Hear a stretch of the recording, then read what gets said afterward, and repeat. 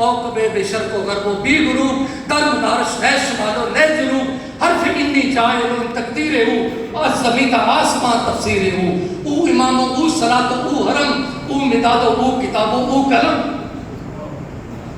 کہتا تو حضور کی بات کرتا ہے وہ تو بہت بڑا یہ ان کے صدقے کا ایک اظہار ہے. درد والا بھر کجا آثار عشق کہ کائنات میں چاروں طرف جدھر دیکھو عشق ہی عشق جلوہ گر ہے. اور ابن آدم سر اسرار عشق اور یہ جو آدم کا پتر ہے آدم کا بیٹا ہے. تیری بات کی ہے میری جان یہ جو ابن آدم ہے عشق کے رازوں میں سے ایک بڑا راز ہے. اور تو اس کو دیکھتا ہے ماؤں کے رحموں سے جنم لیتا ہوا نہیں. سر عشق از عالم ارحام نیست اور یہ اس کا تعلق اس سے کوئی نہیں آیا کہ لکھے چلتے کچھ گانے دیتی ہوئی ہے. اوز روم و شام یہ جغرافیے سے آزاد ہے. نہ یہ رومی ہے نہ شامی ہے نہ یہ حامی ہے نہ سامی ہے. حام اور سام نوح علیہ السلام کے دو بیٹے تھے نا. ایک کی نسل گورے لوگ ایک کی نسل حبشی لوگ. کہتا ہے نہ تو گورا ہے نہ کالا نہ تو رومی نہ شامی. تو کسی جغرافیے کا پابند نہیں. وہی بات نمود ہے ہر شہر میں ہماری کہیں ہمارا وطن نہیں ہے. پھر کہا کوكب بشرق و غرب و بی غروب تو وہ ستارہ ہے جو شرق اور غرب جتنے مرضی پھیل جائیں تمہیں نہیں ڈبو سکتے. حرف انی جائل تقدیر ہو یہ جو انی جائل کا تاج تیرے سر پہ رکھا اور یہ صدقہ ہے آپ صلی اللہ علیہ وسلم کا. یہ جو انی جائل کا تاج تیرے سر پہ رکھا یہ کیا ہے؟ حرف انی جائل تقدیر ہو یہ تیری تقدیر ہے. از زمین تا آسمان تفسیر ہو یہ زمین و آسمان تیری تفسیر ہے. یا معاشر الجن والانس ان استطعتم ان تنفذوا من اقطار السماوات والارض فانفذوا لا تنفذوا الا بسلطان. یا معاشر الجن والانس اے جنوں اور انسانوں کے گروہ ان استطاعتم اور تھوڑی طاقت ہے ٹپورا ذرا مغرب لان کے بکھاؤ مشرق لان کے بکھاؤ. لا تنفذوا تم نہیں کر سکتے ایسے الا بسلطان مگر جس کو میں نے سلطانی دی ہے وہ کر جائے گا. مولا علی شیر خدا بات یاد آ گئی. مولا کائنات امام المشارق والمغارب باب محبت مولا علی علیہ السلام کے پاس جبریل آئے انسانی شکل میں آئے اجازت لے کے آئے.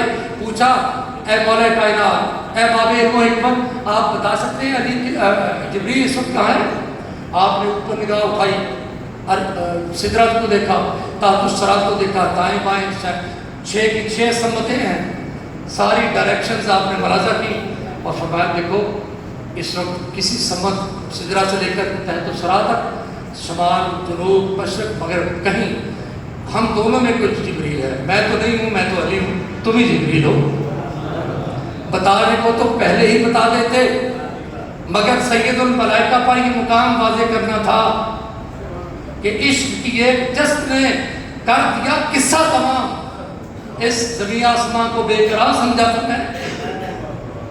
آج بات کوئی آتی ہے وہ ہماری بدبختی وہ ہماری بد نصیبی کہ آپ دماغ میں پڑی ہوئی عقل سے رسول کے مقام کو سمجھنے بیٹھ گئے. یہاں مجھے حدیث یاد آ رہی ہے حضرت سیدہ عائشہ صدیقہ رضی اللہ عنہا گھر میں حضور تشریف فرمائے آپ کے پاس کچھ چیز لے کر آتی ہیں اور حضور سے کچھ پوچھتی ہیں. آپ نے فرمایا من انت تم کون ہو؟ انا عائشہ. من عائشہ؟ یا رسول اللہ بنت ابی بکر ہوں عائشہ. من ابی بکر؟ کون ابی بکر؟ آپ عائشہ کہتی یا رسول اللہ ابھی قحافہ کے بیٹے ابو بکر ہم من ابی قحافہ. اب یہ دیکھیں حضور گھر میں ہیں آپ کی زوجہ آپ کے پاس آ رہی ہیں اور یہ مکالمہ دیکھیں کیا ہو رہا ہے. حضرت عائشہ فرماتی مجھے یہ خیال آیا کہ شاید وحی نازل ہو رہی ہے تو میں آپ کو چھوڑ کر چلی گئی. کچھ دیر کے بعد میں آئے پھر حاضر خدمت ہوئی. اب میں نے معمول کے مطابق دیکھا تو میں نے عرض کر دیا اللہ کے رسول میں نے کچھ دیر پہلے میں آئی تھی آپ نے مجھے نہیں پہچانا میرے باپ کو نہیں پہچانا میرے دادا کو نہیں پہچانا. کیا جواب دیا تھا کا سر؟ فرمایا عائشہ میرے اوپر ایک ایسا وقت ہوتا ہے جب میں اپنے اللہ کے اتنا قریب ہوتا ہوں کہ کسی نبی اور رسول کی بھی وہاں تک رسائی نہیں ہو سکتی. یہ ایک الزامی شکل ہے جی اعتراض کی کہ ہم نعوذ باللہ آپ صلی اللہ علیہ وسلم کو خدا بنا دیتے. نیور، کبھی نہیں. ہمارے بزرگ حضرت شیخ محی الدین ابن عربی کا ایک قول ہے. آپ فرماتے ہیں اللہ تعالیٰ جتنا بھی تنزل فرما رہے اللہ اللہ ہی رہتا ہے. بندہ جتنا مرضی عروج کر لے بندہ بندہ ہی رہتا ہے. ہم نے چونکہ مقام بندگی کو نہیں سمجھا. بتائے بے بہا ہے درد و سوز آرزو مندی، مقام بندگی دیکھ کر نہ روح شان خدا بندی. اور جو اللہ کا بندہ سجدے کو اس قدر عزیز رکھے کہ اللہ کی ساری قدرتیں کہتے واپس میں نہیں رہا، مجھے سجدے کا شوق دے، مجھے سجدے کا شوق دے. ارے مجھے نہیں چاہیے یہ کرامتیں. جیسے بھی کرامت کا طالب اللہ کا طالب نہیں ہوا کرتا. اللہ کے طالب اللہ کی قسم فقط اللہ ہی کے طالب ہوا کرتا.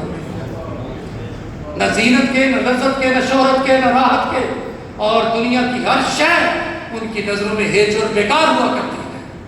یہ نشانی ہے مقام ابدیت کی. اور بندہ ہونا کس قدر بڑی بات ہے. اور ایک عام بندے سے لے کر عام عبد سے لے کر، حضور عام عبد نہیں ہے، بلہ نہیں ہے، حضور ہے عبدہ.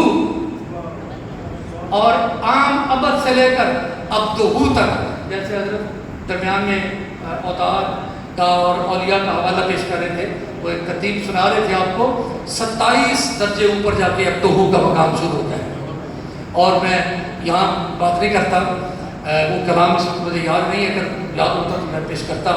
مقام عبدہ حضرت شاہ حسین منصور حلاج، حضرت حسین بن منصور حلاج جنہوں نے انل حق کہا تھا اور اس کی پاداش پہ سولی پہ لٹکائے ہوئے تھے، وہ جو ہے انہوں نے یہ جو اس کے ساتھ مکالمہ ہے عالم ارواح میں اقبال کا، یہ کوئی فرضی ڈائلاگ نہیں ہے بھائی، یہ فرضی نہیں، یہ ریئل ملاقات ہے.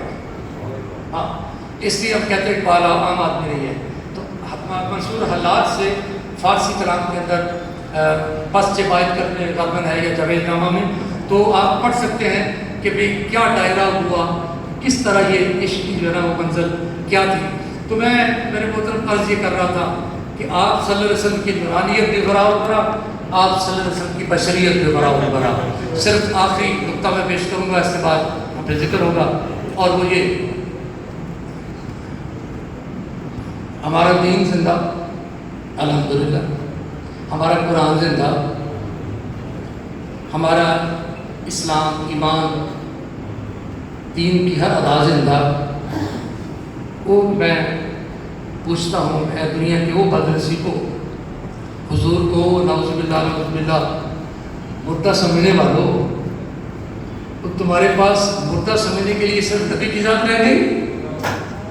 خدا کی قسم اگر نبی مردہ ہوتے دین کبھی زندہ نہ رہتا. یہ آج کے دور کا المیہ ہے. بھانت بھانت کی بولیاں سوشل میڈیا کے اوپر بولی جاتی ہیں، لوجیکلی ہر بندہ ڈیفائن کر رہا ہے. اس سے پوچھو تم اپنی ماں کے شکم میں رہے ہو، کچھ یاد ہے تو بتاؤ.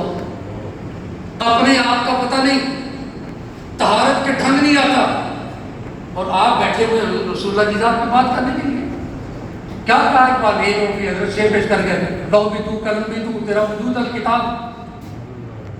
دوسرا بزنس پہ غور کرے، گنبد آبرین رنگ تیرے محیط میں حباب. اقبال کہتے ہیں یا شدہ یہ جو کائنات کا گنبد ہے، ساتوں زمین آسماں تحت الثری کی پستیوں سے لے کر عرش اولی تک کل کا کل کائنات یا شدہ آپ کے دائرے مختاری میں، شان مختاری میں ایک بلبلے کی طرح ہے. اب اسی سے حضور کا مقام حاضر و ناظر ہے. آپ صلی اللہ علیہ وسلم میرے پیر و مرشد تاجدار دارالشان حضرت شیخ ابو انیس قدس سرہ عزیز فرماتے ہیں میرے آقا صلی اللہ علیہ وسلم صرف حاضر و ناظر ہی نہیں، شاہد و مشہود بھی ہیں. شاہد و مشہود بھی ہیں. اور فرمایا حاضر کے بارے میں تو کوئی کہہ سکتا ہے کہ حاضر غیر حاضر ہو گیا، شاہد و مشہود کے بارے میں کوئی گمان بھی نہیں کر سکتا. شاہد بھی ہیں، مشہود بھی ہیں. کیا کمال کی بات ہے. کچھ ان سے عجب نہیں ہے.